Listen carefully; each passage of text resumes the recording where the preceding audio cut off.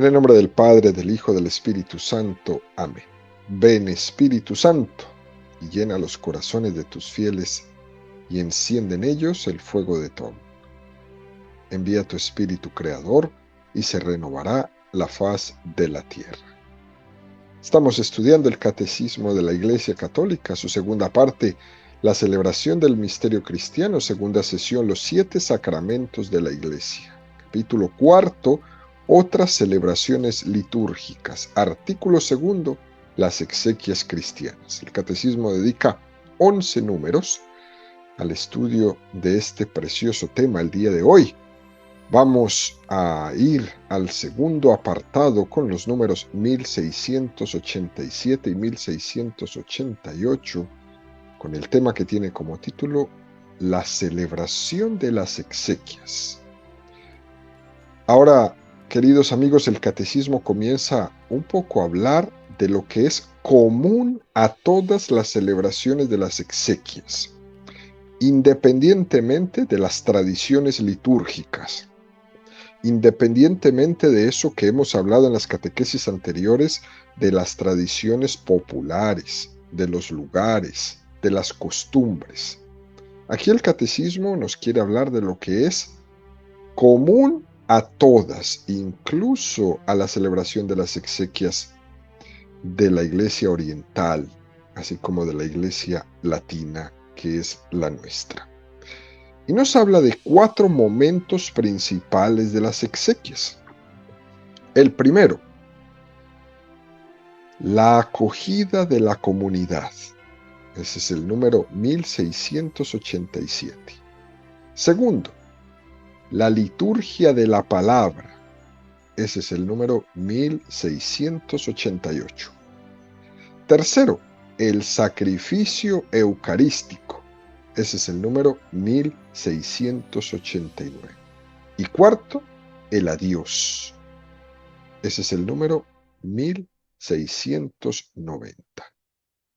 Hoy y mañana vamos a ver 2 y 2 para poder profundizar bien en estos 4 momentos principales en el rito de las exequias. Número 1687 del Catecismo de la Iglesia Católica dice: primero, la acogida de la comunidad. El saludo de fe ante la celebración. Los familiares del difunto son acogidos con una palabra de consolación. En el sentido del Nuevo Testamento, la fuerza del Espíritu Santo en la esperanza. La comunidad orante se reúne, espera también las palabras de vida eterna. La muerte de un miembro de la comunidad, o el aniversario, el 7º o el 40º día, es un acontecimiento que debe hacer superar las perspectivas de este mundo y atraer a los fieles a las verdaderas perspectivas de la fe en Cristo resucitado. Es un número precioso este que nos presenta el Catecismo en esta mañana, queridos amigos, donde independientemente de las formas distintas que hemos hablado en las catequesis anteriores de la celebración de las exequias, esta forma de acompañamiento de la comunidad parroquial a la familia del difunto es muy importante. Es decir, tiene que haber una acogida de la comunidad, una acogida a esa familia del difunto. Y esa manera que la Iglesia nos propone es dar una palabra de consolación. La fe católica nos da una luz, es una luz de esperanza. Pero ante esa luz hay algo que es todavía peor que el sufrimiento. Y es el sufrimiento sin sentido. Es peor vivir el sufrimiento sin sentido para poder abordar esa pérdida de ese ser querido. Y uno podría decir, sí, pero a mí nadie, con ninguna palabra de consolación, la que sea, con ninguna homilía, aunque esté excelentemente bien preparada, va a devolverme el ser querido que he perdido. Y eso es cierto. Y la familia está llamada a tener que aceptar ese hecho tan doloroso de que en la muerte hay una separación que en cierto sentido no hay vuelta para atrás, porque únicamente podrás recuperar ese ser querido en la vida eterna. Pero es verdad que ese dolor que tienen va a tener que ser asumido, va a tener que ser aceptado y nadie podrá reemplazarlo. Es decir, necesariamente ese dolor de la pérdida tienes que pasarlo. Pero sin embargo, es importante, es básico esas palabras de consolación que la comunidad cristiana nos transmite. Porque no solo es sufrir con sentido, sino dejarse acompañar.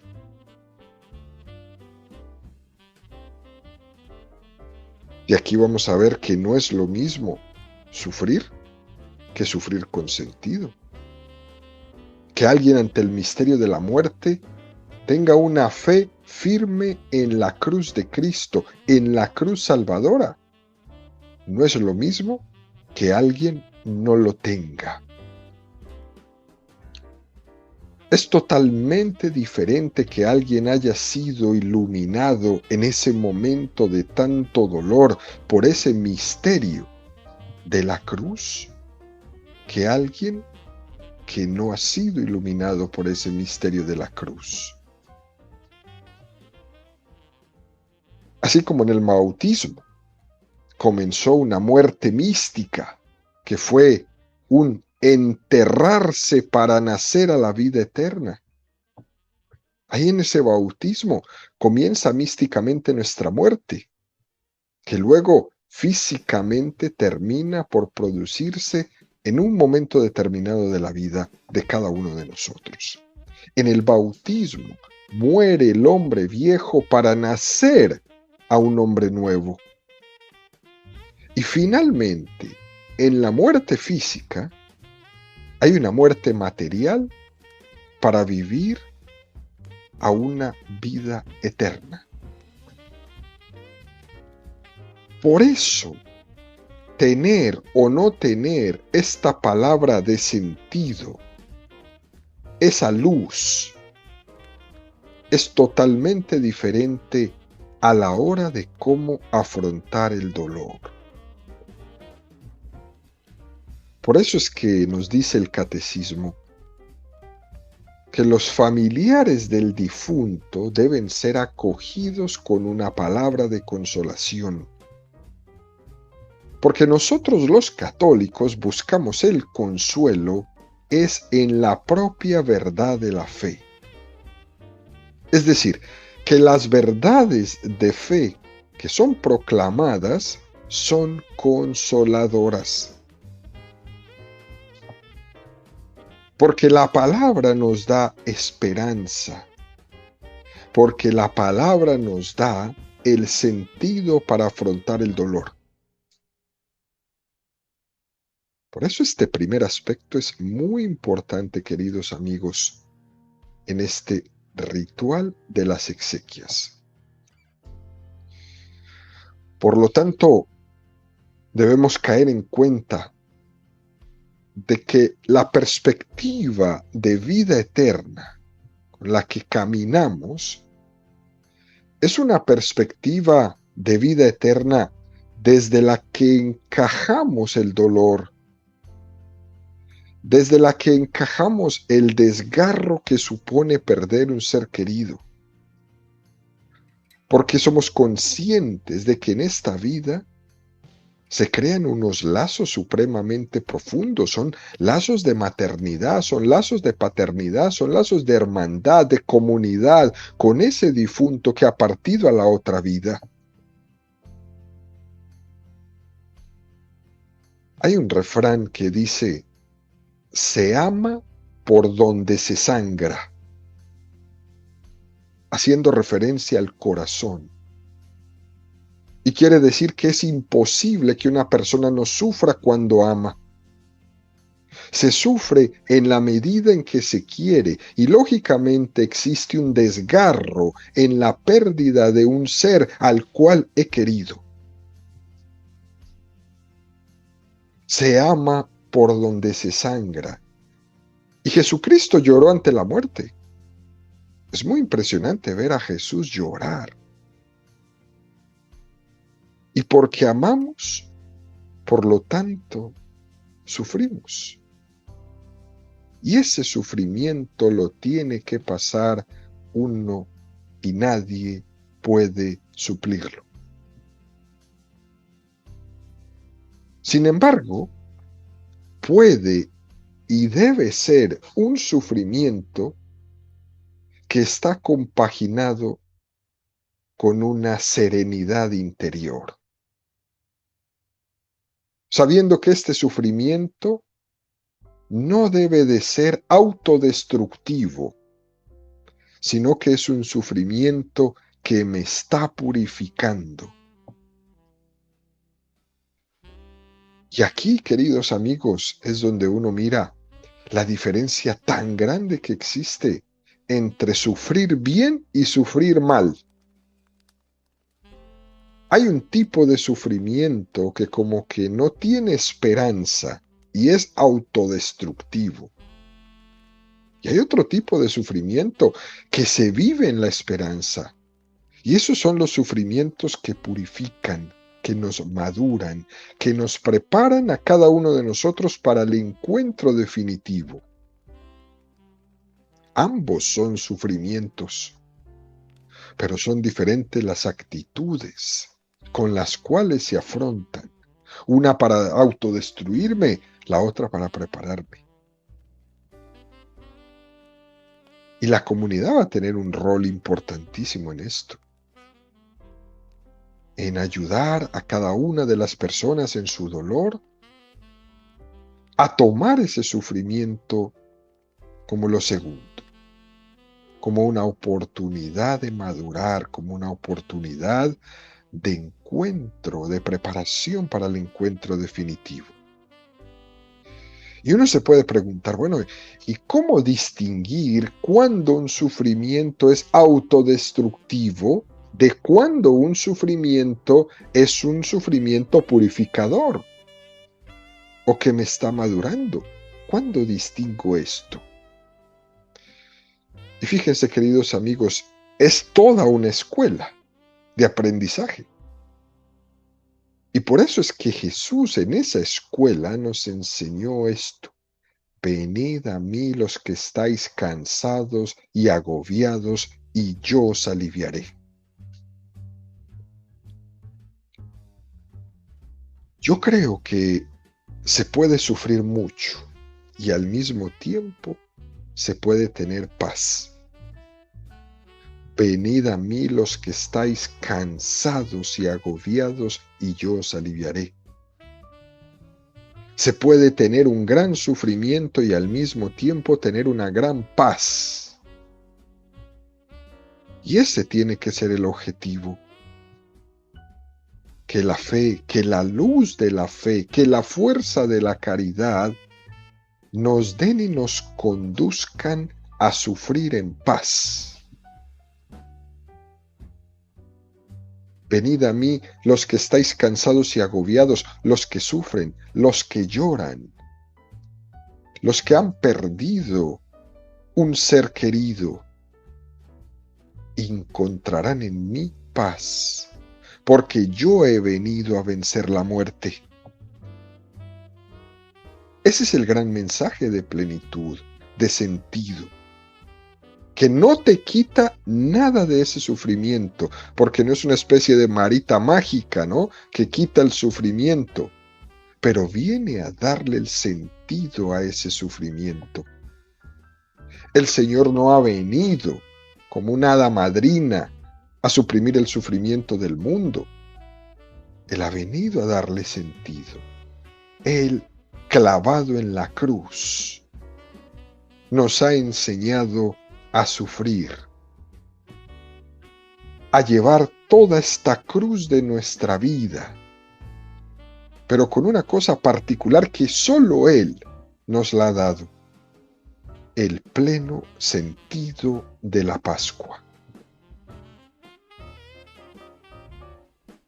Ven, queridos amigos, cómo es de importante este primer paso que nos da, que nos regala nuestra fe católica, en esa acogida de la comunidad a la familia del difunto que llega a la iglesia.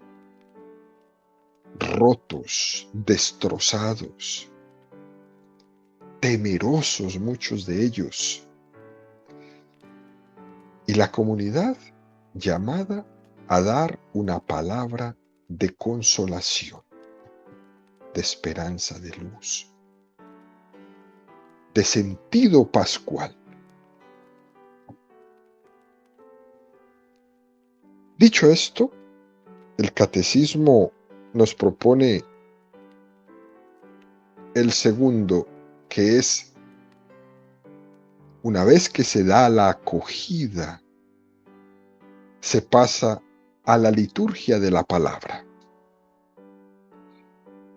Número 1688 del Catecismo de la Iglesia Católica dice: la celebración de la liturgia de la palabra en las exequias exige una preparación tanto más atenta cuanto que la asamblea allí presente puede incluir fieles poco asiduos a la liturgia y amigos del difunto que no son cristianos.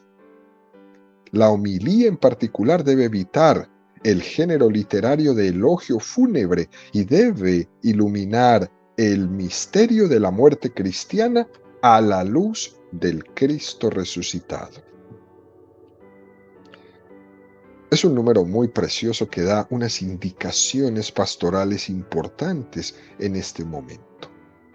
Vamos a ver también, junto con el ritual, cómo la Iglesia da unos consejos en torno a estas exequias, porque realmente la Iglesia considera que las exequias son un momento importante de gracia. Fíjense, queridos amigos, todos nosotros hemos podido comprobar en nuestra vida cómo para algunas personas el fallecimiento de un ser querido ha sido un momento de gracia, un momento en que en el Señor se ha servido para darles un llamado en su corazón. El perder a un ser querido les ha dado la oportunidad de ir al encuentro del Señor, de tener un proceso profundo de conversión. Es posible que esa situación, esa enfermedad, ese fallecimiento, esos funerales, ese planteamiento de vida en el futuro, en ausencia de ese ser querido, en ausencia de esa madre, de ese padre, de ese hijo, de esa esposa, para muchas personas ha sido un momento determinante en su encuentro con Dios. Muchos incluso lo han sentido como una llamada que les apremiaba a seguir en fidelidad el camino de Dios.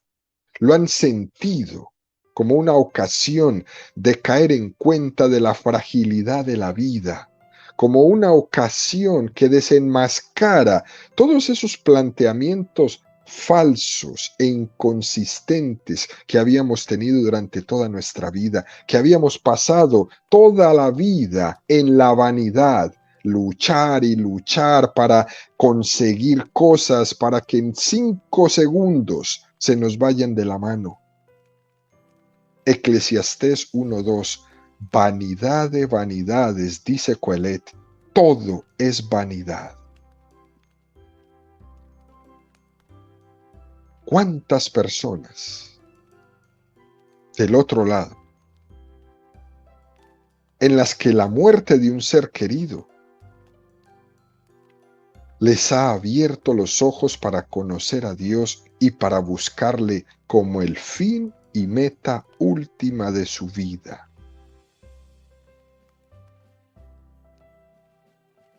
Y sin embargo, también curiosamente, seguro que muchos de nosotros conocemos a personas para quienes la muerte de un ser querido ha supuesto un entrar en crisis en su vida de fe. Han vivido el momento de la muerte de uno de sus seres queridos como algo que le ha roto todos sus esquemas, que le ha hecho entrar en crisis, incluso les ha llevado a alejarse de Dios. Y uno se pregunta, pero ¿cómo es posible que ante situaciones semejantes haya podido haber reacciones tan distintas? Unos se acercan al Señor en la misma situación de la pérdida y otros se alejan del Señor en la misma situación de la pérdida. ¿Cómo puede ser esto? Y esto nos da a entender que somos un misterio, ¿sí? Y que desde luego no todos los seres humanos somos iguales. Y que hay un misterio de la libertad personal.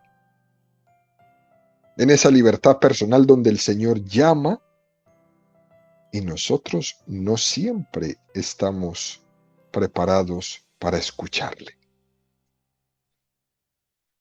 Pero también es verdad que nosotros tenemos la responsabilidad de intentar acompañar a todos los miembros de nuestras comunidades que están sufriendo, que están padeciendo estos momentos de prueba, para que salgan de la prueba fortalecidos, incluso convertidos, más cerca del Señor y no alejados, enojados.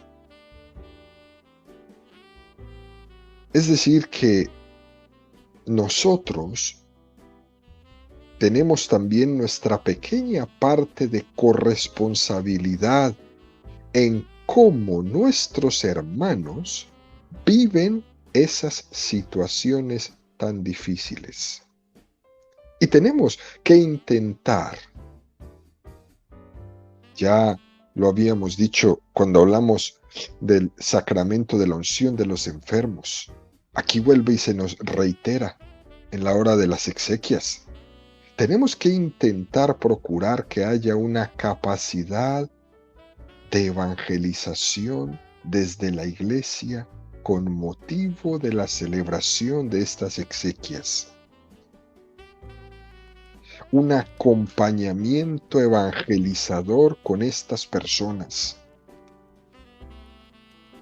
Por tanto, queridos amigos, la primera afirmación importante que se hace aquí en el catecismo es que tenemos que cuidar mucho esa preparación de los funerales para dar una verdadera acogida a esas familias que están sufriendo, eligiendo bien las lecturas, el señor sacerdote preparando bien su homilía, las peticiones de ese funeral, sabiendo que pocas veces el señor sacerdote va a tener una asamblea con una capacidad receptiva tan grande como están las personas en un funeral.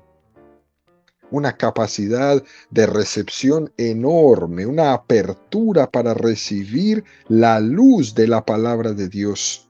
Eso no lo va a encontrar en ninguna otra asamblea más que en un funeral.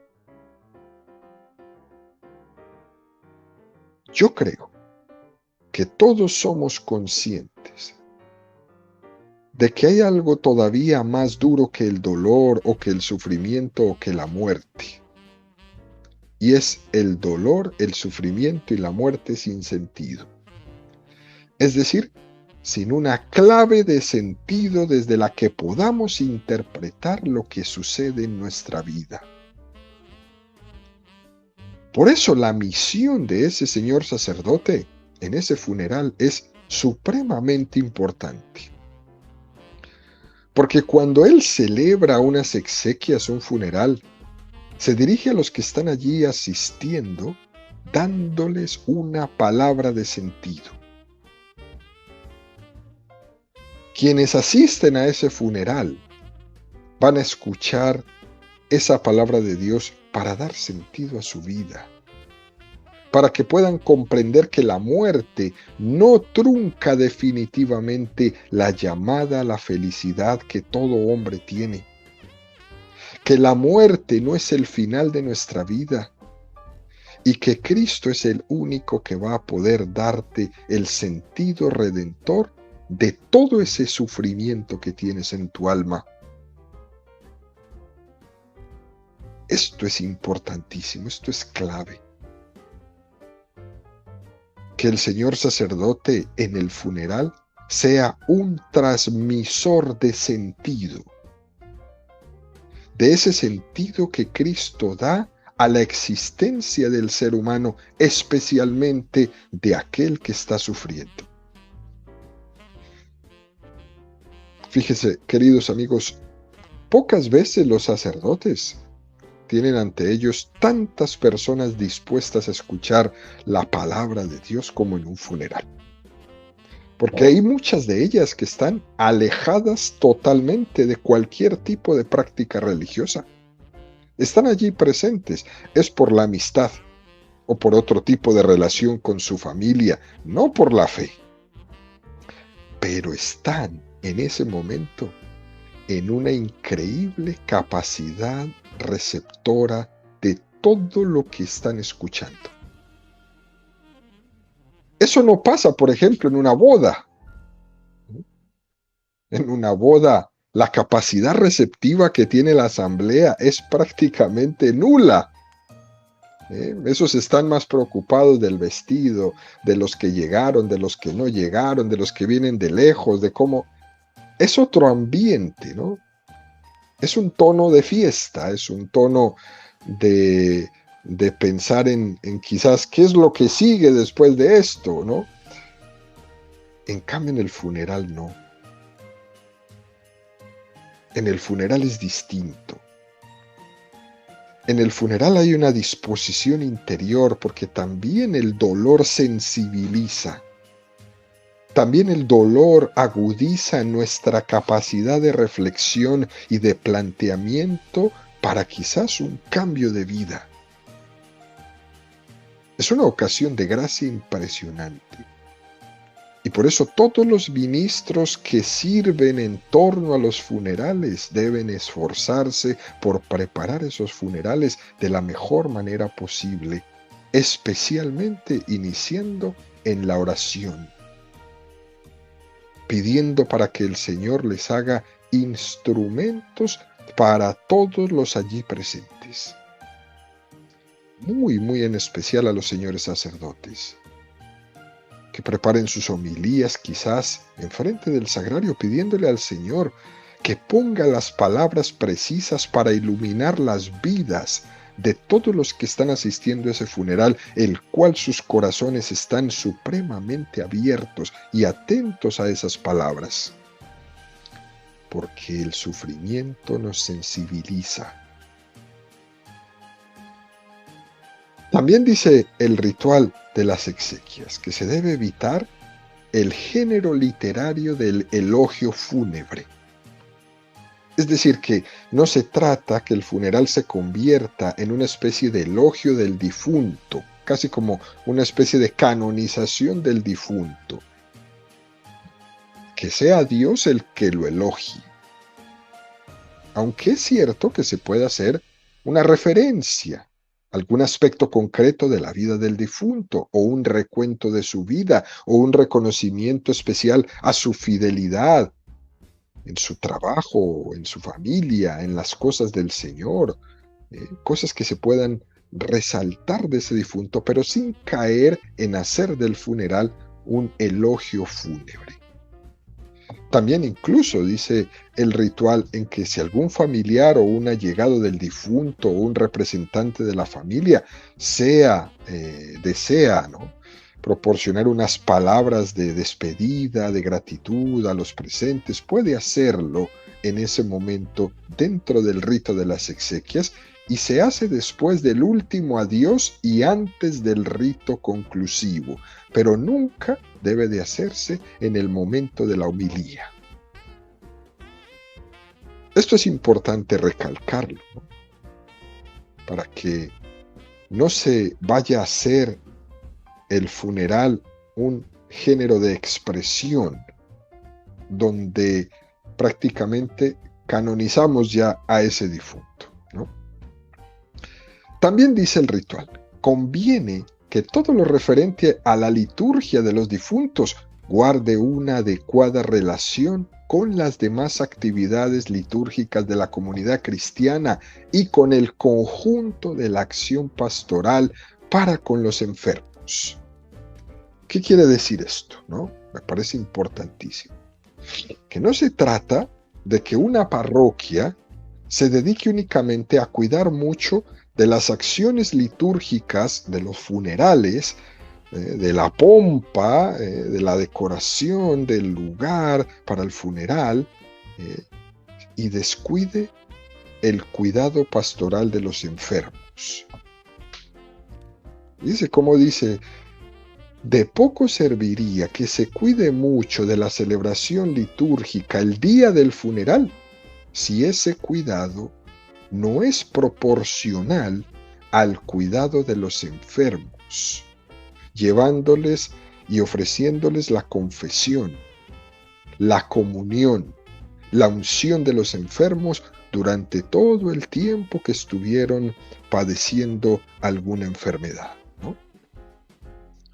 Por tanto, queridos amigos, el ideal es que el funeral sea celebrado con todo ese cariño y con todo ese cuidado como la Iglesia lo hace en su liturgia, como una expresión de que la parroquia ha cuidado y la familia también ha cuidado del acompañamiento espiritual a ese enfermo durante todo su proceso de enfermedad hasta la muerte, ¿no?